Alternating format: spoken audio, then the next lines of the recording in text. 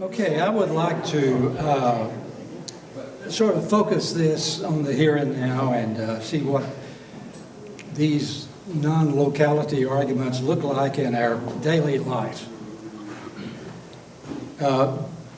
There is a class of events that people write books about called telesomatic events.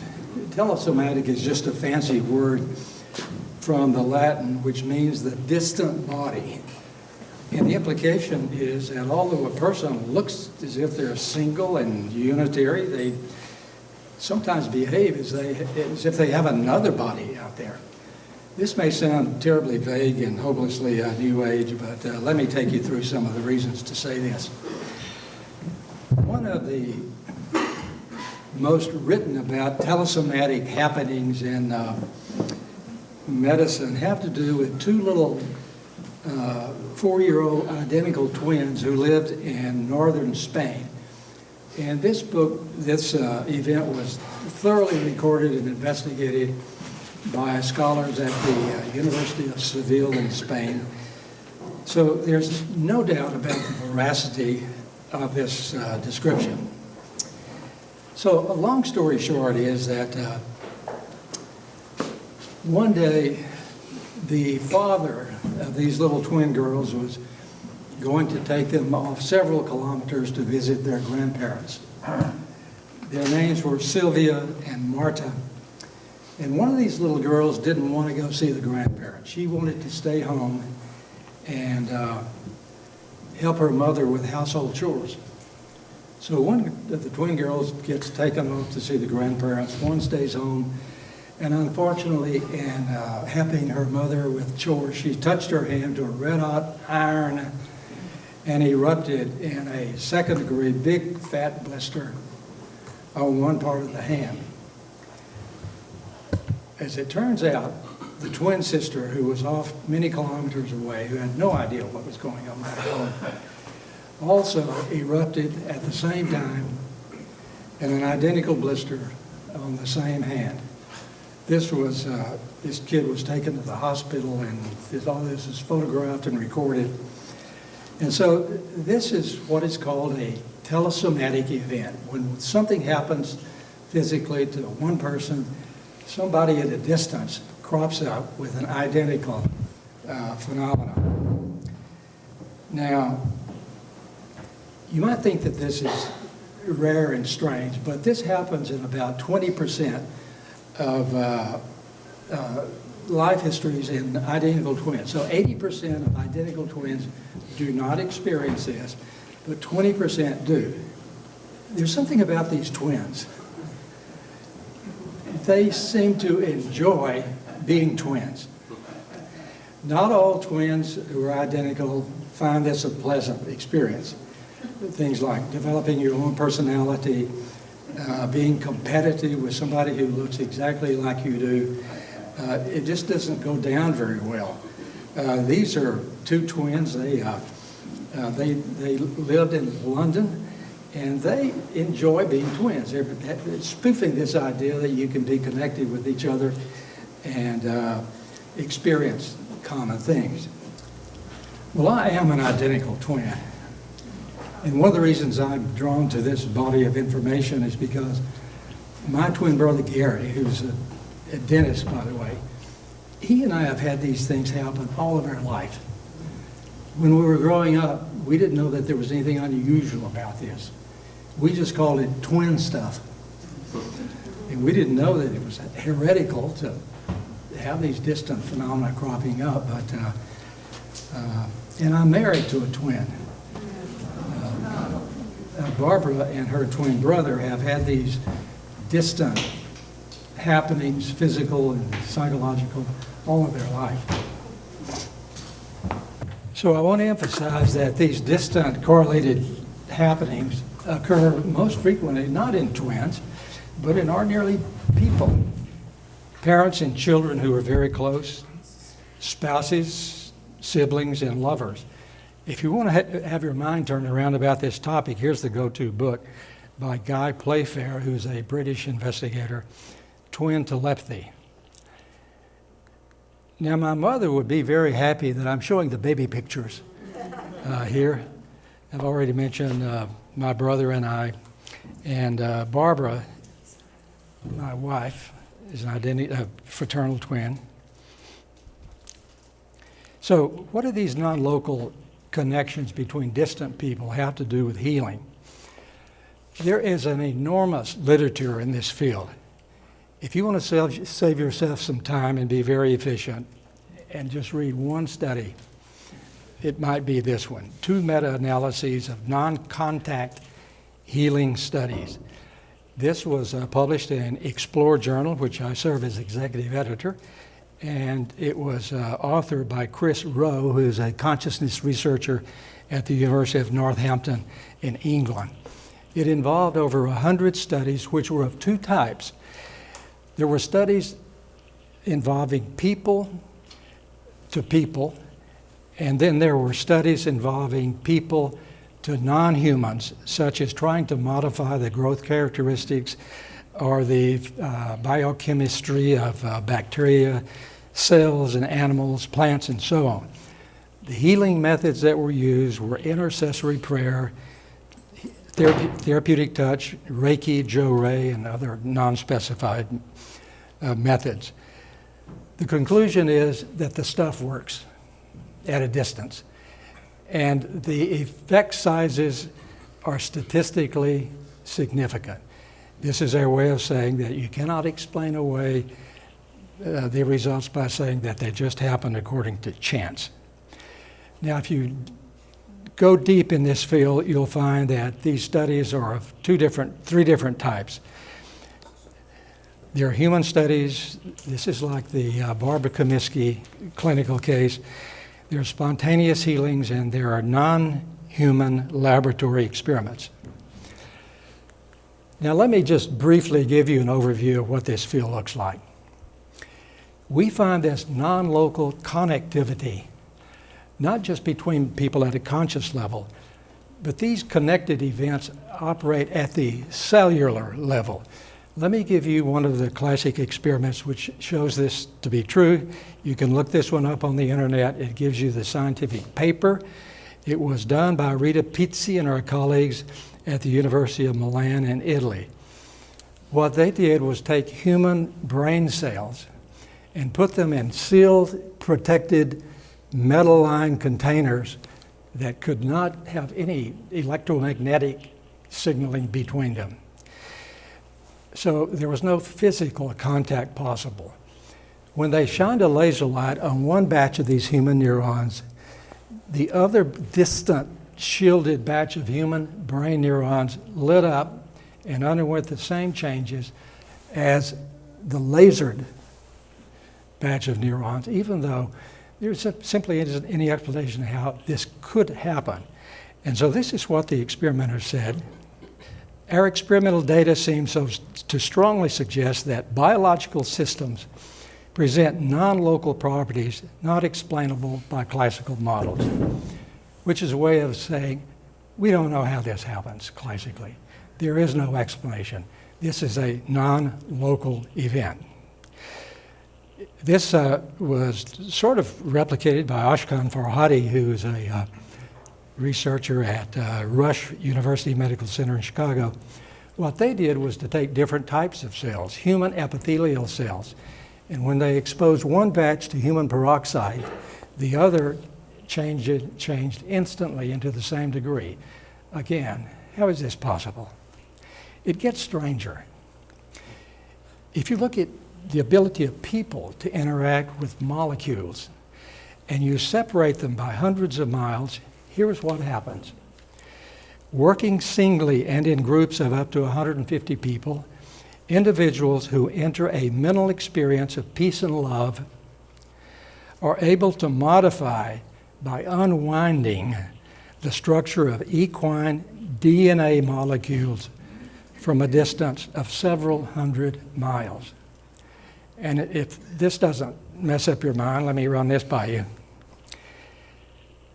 The modification begins to occur several minutes before the attempt is even made, demonstrating the theory of biological non-locality between intention produced by the group and the effects on DNA, suggesting that non-locality occurs both in space and in time. Now, if you dig into the literature, it's almost embarrassing at what is not paid attention to, because there are hundreds and hundreds of these studies. They have occurred, and the ability of people to influence the growth rates of fungi on petri dishes in laboratories, the growth rates and the germination rate of seeds and seedlings, and now in the most important, I think, iteration of these non-human studies, we see people able to cure cancer in laboratory animals. The healing studies in these non-humans are important because skeptics have always said, well, if you do these studies in people, well, it's just a placebo response. These people know that you're trying to intend to help them get better, so they just use positive thinking and this sort of thing. If you see these effects happen in animals, you can't explain them away by saying the germinating seeds just thought positively. As far as we know, non-humans don't think positively, at least to the extent that people do. So I want to alert you to another book, which I think most people in this audience would be fascinated by. It's called The Energy Cure, and it's done by a friend of John's and mine, Bill Bingston, who is a PhD psychology professor at St. Joseph's College in New York. What he has done is to transplant breast tumors, mammary cancer in people, into mice. Now, this is a terrible thing to do to mice, because at the end of 30 days, all the mice are dead. There are no survivors. This is a horrible disease in mice. But he picks students in his class who don't even believe in this stuff, that healing is possible. And if they use healing intentions in the way that he instructs them, even though they do not believe anything is going to happen, at the end of 30 days, most of the mice are cured. This study has been repeated in academic biology departments around the country. I think we're up to about 10 or 12 replications. So this is a fabulously designed study. It is replicable. And here's the interesting thing. If you take the mice who have been cured from the mammary cancer and you try to repeat the experiment by reintroducing breast cancer tissue into these mice, the cancer will not take. The mice have somehow become immune to mammary breast cancer. And I can guarantee you that pharmaceutical companies now are trying to figure out how to use this model to create a vaccine against breast cancer tissue in people. So let me just summarize this field by suggesting to you that we now know that something is happening in people who follow a spiritual path that we didn't know before a few years ago. The data is very clear that people who follow some sort of spiritual path in their life, and I have to say it doesn't matter which one they pick, but if they pick a spiritual path and they follow it, on average they live longer than people who do not. And this is why this extreme increase in longevity, the medical schools in the United States, 3/4 of them now have coursework featuring the impact of spiritual practice on human health. This didn't happen when I was in medical school. This is one of those great transitions that we're seeing in medical education, and it is occurring on the strength of hardcore data. Now, having said that, I want to maybe qualify this. Spirituality is not a guarantee. This is all statistical information. So if you wanted the statistics to be on your side, you would follow a spiritual path. The likelihood is that you would live 7 to 14 years longer. But there's no guarantee. In order to flesh this out, several years ago, I went through spiritual writings and looked at the length of life of spiritual giants. And they don't all live to be long and happy lives. Saint Bernadette, who saw the vision at Lourdes where the miracles have happened, died at the ripe age of 33. Ramana Maharshi, the most beloved saint in modern India, died a cancer death that was quite painful. The Buddha died of food poisoning. I didn't believe it either. Look it up. Food poisoning doesn't seem a very dignified way for a Buddha to go, but I mean, there you have it. So there is such a thing in life called people to whom these rules just don't apply.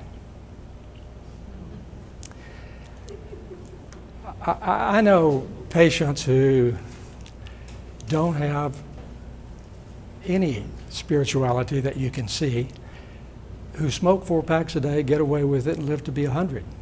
Maybe some of you have known people like this. I think there's 1 or 2 of these people in every family. And it's just not the guys, it's the women too. These are actually 2 women who live in London, and they're celebrating their 100th, both of them. And I'm particularly interested in the one on the right.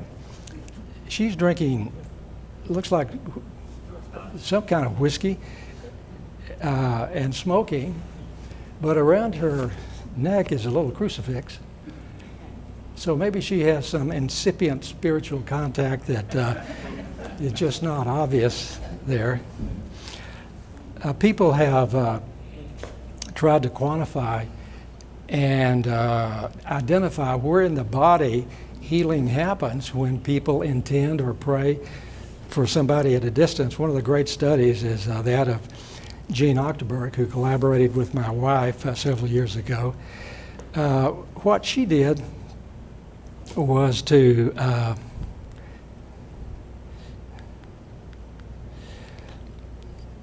situate herself in a little hospital in Hawaii.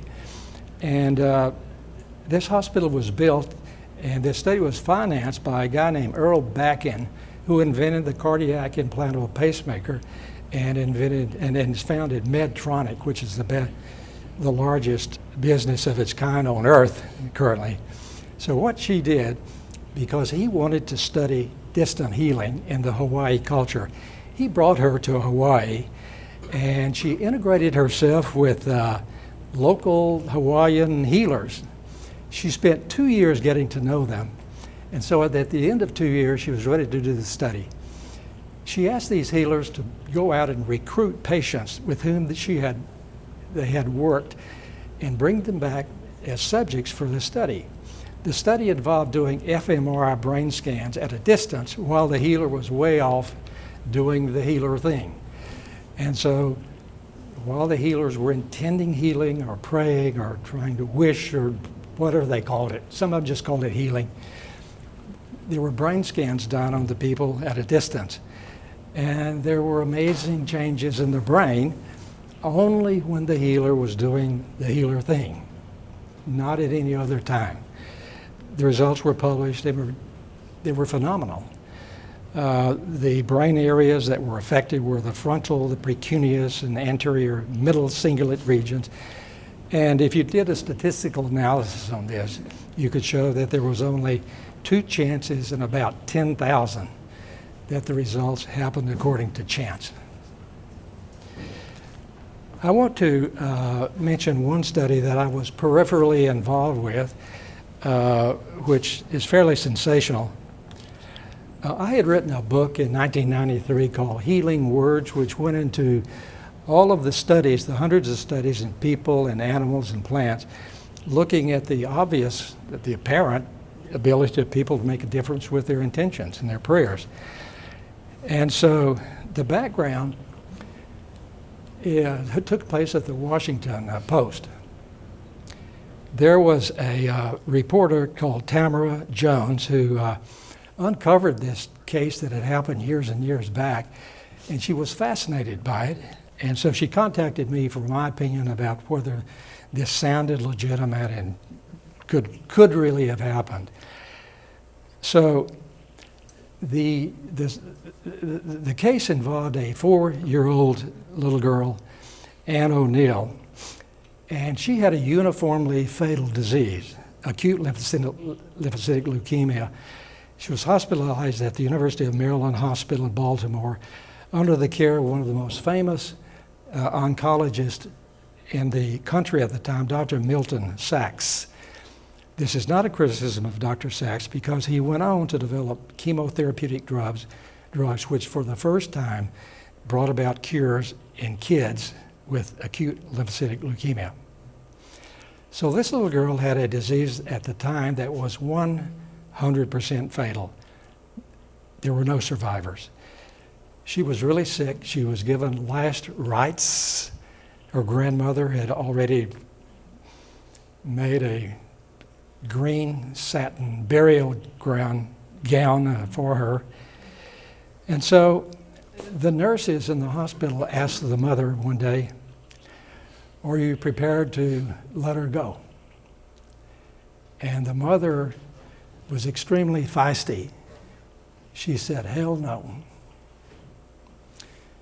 So she got a group of nurses to assist her, and they took this little girl out of the hospital, and they took her to the burial tomb of Mother Elizabeth Seton, who was a revered Catholic nun to whom a lot of healings had been reported and ascribed. And so they laid her on the tomb in terrible weather, prayed over her, and took her back to her hospital bed. A few days later, she got well. Her blood test reverted to normal, and so this got reported to the Catholic hierarchy as a possible miracle, but they don't make sudden decisions. They waited 9 years, and then they demanded that a bone marrow biopsy be done to make sure there were no lingering tumor cells in the bone marrow. It was normal, and so she was finally declared a miracle cure by the church.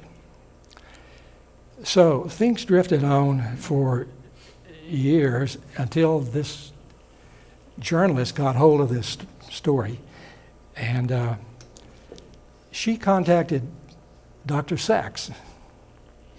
And she said, "Was it true that this little girl had no chance of survival?" And he affirmed that her disease was uniformly fatal. And so she wouldn't stop there. She said, "So this is the first time this has ever been reported? Why in the world didn't you report this case in the medical literature?" And to his credit, he said, "The only reason this case has not been written up is that I've been afraid to." And when I first stumbled onto this report through Tamara Jones's reportage, I wondered how prevalent this fear was among doctors about reporting cases like this. And so I found one study by Chalice and Stam, and they looked at reports of cancer remission from 1900 through 1987. And here's what they found.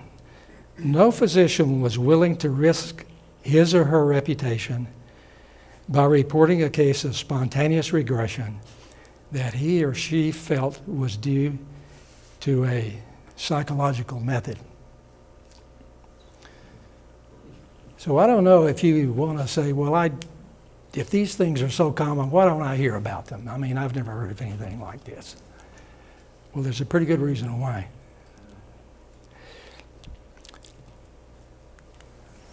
Now, I want to leave clinical medicine behind and talk about additional evidence that we may be involved in a unitary, collective, non-local kind of consciousness. And I think some of the evidence comes from the field of creativity. Think of it this way.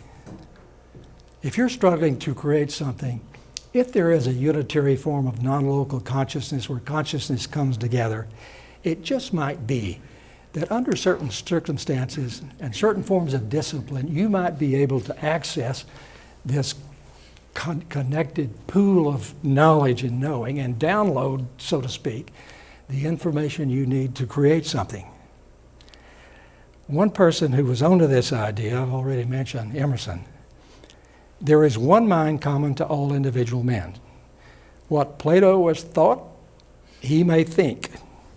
What a saint has felt, he may feel. What at any time has befallen any man, he can understand. Emerson went on to say, who hath access to this universal mind is party to all that is or can be done. Now this may sound like the ravings of an overenthusiastic 19th century philosopher. Try this on from Alva Edison, who many think is the most creative American scientist who ever lived. People say I've created things. I've never created anything. I get impressions from the universe at large, and I work them out. But I am only a plate on a record or receiving apparatus. Thoughts are really impressions that we get from the outside. Now, if you want to have fun, you can chase down similar conversations, not from scientists, but from poets and musicians and artists. There are a dime a dozen among artists and musicians. Here's what Mahler said when he finished his third symphony. He wrote this in a letter to a friend. My symphony will be something that the world has never heard before. I tell you, at certain places in the score, a quite uncanny feeling takes possession of me, and I feel as if I had not created this myself. Well, I want to suggest to you that people who wind up in this sort of situation, in all of what they've done, just may tap into this unitary collective thing that we're calling the one mind. This is particularly impressive when it occurs in people who apparently have no business being able to do this, particularly children. Some of you may be familiar with Joseph Chilton Pearce's writings. He's a psychologist. And here's what he left us in one of his books called Evolution's End. He was a teacher in a college, and he was teaching humanities early in his career. And he says he was just absolutely engrossed with the nature of the relationship between God and human beings. And he was really into the psychology of Carl Jung. He says he was obsessed with these ideas. And his reading was extensive. So here's what happened. As he was preparing for an early morning class, he was in his bedroom, in his bed, prepping, and suddenly his 5-year-old son plopped into the bedroom, sat down on the bed, and this little boy launched into a 20-minute discussion on the nature between God and human beings. I'll just quote you what Pierce said about this. He spoke in perfect publishable sentences without pause or haste and in a flat monotone. He used complex theological terminology and told me, it seemed, everything there was to know. As I listened, astonished, the hair rose on my neck. I felt goosebumps. And finally, tears streamed down my face. I was in the midst of the uncanny, the inexplicable. My son's ride to kindergarten arrived, horn blowing, and he got up and left. I was unnerved, and I arrived late to my class, and my son had no recollection of this event. Well, I want to transition to what I consider ethical issues that come out of this conversation about the nature of consciousness and healing.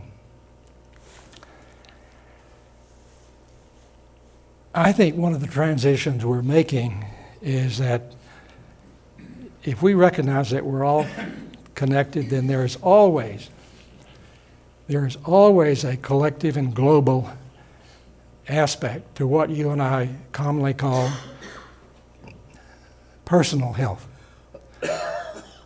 I'm all in favor of personal health. I've dedicated my life to promoting it. But I don't think that's the end of the issue of health. I don't think personal health can ever be totally personal.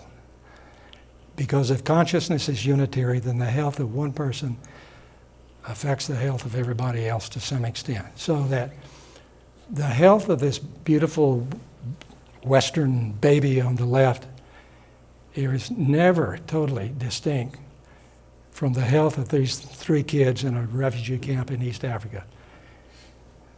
There are 3 kids there. The little girl is holding a baby. So here's how they overlap.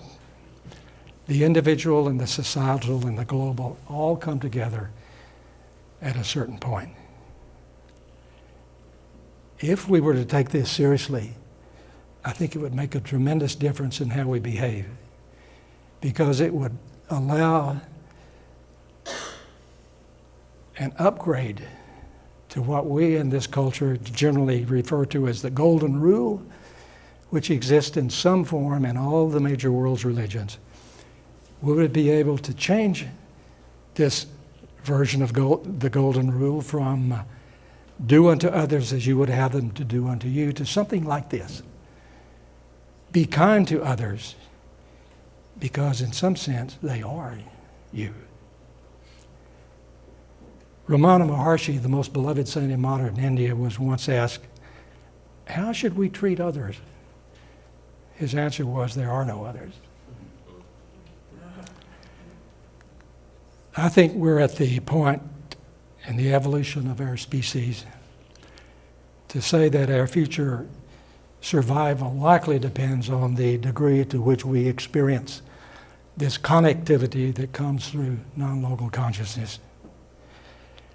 The key implications, it seems to me, are simply this. We are non-locally connected, not only with one another, not only with other human beings, but with all of sentient life.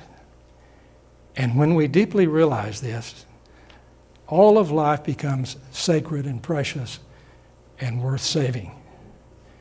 So I'm willing to say that the experience of this one mind, by fostering love for all of sentient life and the earth itself, may assist our own survival. And there's a simple way of expressing this. I think in the end it's all about love. This is not an original observation. Schweitzer was all over this idea. He won the Nobel Peace Prize in '52. What we call love is, in its essence, reverence for life. It includes all living beings, not just people. W.H. Auden, we must love one another or die. I think this was a prescient kind of idea of what lay ahead for the future of our species. Alice Walker drove this home in one of her books. Anything we love can be saved. So we're not helpless. We're totally empowered. And I want to close with some summary observations. extensive research reveals that consciousness is in fact non-local. That is to say, it is infinite in space and time. It has no boundaries, and therefore, because it's unbounded in time, it is eternally immortal and one. The scientific evidence for a non-local mind not only permits immortality, it absolutely requires it. So immortality is not merely optional. It is absolutely mandatory. Immortality is not something that you acquire. It has no beginning or end. It does not kick in with physical death. It is always present. So we're all immortal right now.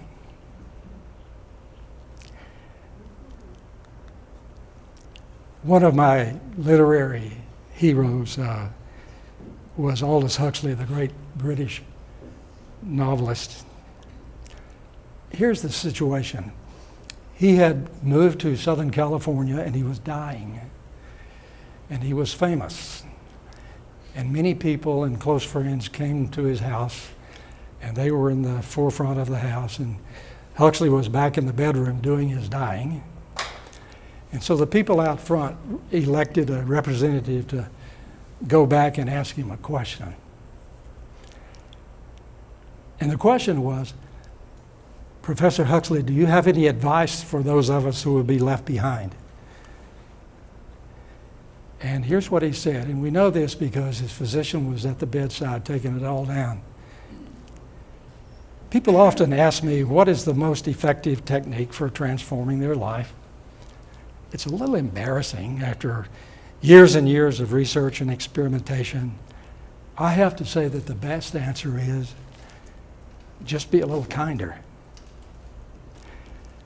Henry James, who was the brother of William James, the father of American psychology, so-called, here's how Henry James put it, the great novelist. 3 things in human life are important. The first is to be kind. The second is to be kind. And the third is to be kind. In closing, I want to suggest that this is an ancient idea, this unitary form of collective consciousness. One of the people who saw this coming was the 16th century Persian poet Hafiz. And Hafiz said, let's go deeper, for if we do, our spirits will embrace and interweave. Our union will be so glorious that even God will not be able to tell us apart. Thank you.